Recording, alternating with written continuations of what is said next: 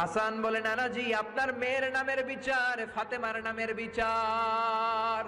বিশ্বনবী মসজিদে নববীতে জোহরের নামাজ পড়ে হাসান হুসাইনকে দেখতে গেলেন, যে দেখে ফাতেমা রান্না করে। আসলে কি রান্না করে? চুলার মধ্যে পাতিল দিয়ে পানি গরম করে আর হাসান হুসাইনকে বুঝ দেয়, ঠিক কিনা? বিশ্বনবীর পায়ের আওয়াজ শুনে ঘুমন্ত হাসান আর হুসাইন জেগে গেল। দৌড়ে এসে নানাজিকে ঝাপটে ধরে ডেকে বলে, নানাজি গতকাল কেন দেখতে আসলেন না? আজকে দুপুর হয়ে গেল, বিকেল হয়ে যাচ্ছে, এখন বুঝি আপনি দেখতে আসার সময় হলো? বিশ্বনবী বললেন, হাসান হুসাইন এই তো এইমাত্র জোহরের নামাজ পড়ে আসলাম, তোমাদের খোঁজ খবর নিতে এসেছি। হাসান আর হুসাইন বলল, কি খোঁজ খবর নিবেন? খোঁজ খবর নেওয়ার আগে একটা বিচার করে দেন, বিচার। আপনি তো আহকামুল হাকিমিন। বিশ্বনবী বললেন, কিসের বিচার?